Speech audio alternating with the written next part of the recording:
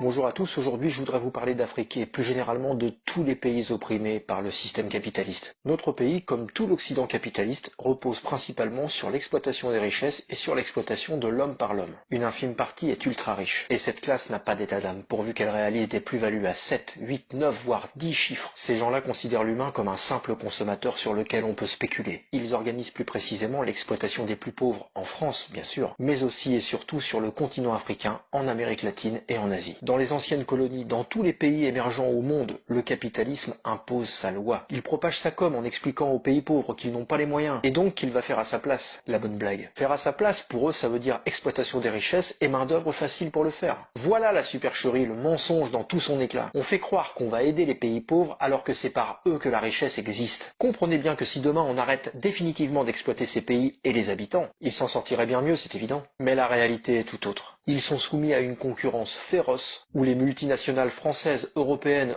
occidentales les écrasent. Alors ils exploitent quoi ces margoulins? Eh bien les fruits exotiques, le café, le chocolat, l'uranium, le cobalt, le diamant. L'Afrique et les pays émergents sont riches, mais pour l'instant riches au service des richesses de notre culture capitaliste. Un pur scandale mondial en quelque sorte. Posez-vous la question suivante. Si tous les pays émergents pouvaient vendre eux-mêmes à des prix décents leurs richesses, que se passerait-il? Eh bien évidemment, le dynamisme économique, l'organisation sanitaire, les conditions sociales se développeraient. La vie serait bien meilleure, et les peuples n'auraient plus besoin de quitter leur terre en quête d'un monde meilleur. Car ne croyez jamais qu'un homme s'exile pour le plaisir. Lorsqu'il se retrouve aux portes de l'Europe dans des conditions abominables, comme on le sait, il le fait parce que d'où il vient, c'est la guerre, ou la famine, ou bien les deux. Et bien souvent, ce qui crée le chaos chez lui, c'est le capitalisme. Mais qui sommes-nous, nous les Occidentaux, pour ravager des territoires entiers, au mépris des exigences écologiques, sanitaires et humaines? Qui sommes-nous pour exploiter en toute impunité des pays entiers, sans nous acquitter évidemment de l'impôt local, et en nous enrichissant impunément des richesses des autres? Comment peut-on à notre époque laisser le monde industriel, sous couvert des États occidentaux, maintenir et développer la pauvreté en Afrique? Comment peut-on laisser développer sur le dos des plus pauvres l'opulence de quelques gangsters nantis de la finance? Comprenez alors combien cette attitude génère de la colère chez ceux qui sont les victimes de cette exploitation sans nom. Comprenez que nous ne sommes pas les gentils petits Français exemplaires et vierges de toute agression dans ce bas monde. Comprenez alors que l'immigration en Europe est le résultat de la violence d'un système qui n'hésite pas à plonger les peuples dans la misère, si c'est pour développer ses profits. Arrêtez de saigner l'Afrique. Arrêter de saigner l'Afrique, c'est comprendre le monde d'aujourd'hui.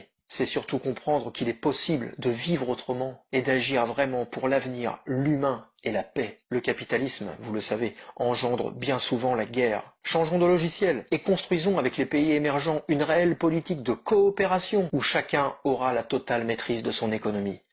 Arrêtons l'esprit colonialiste. À bientôt.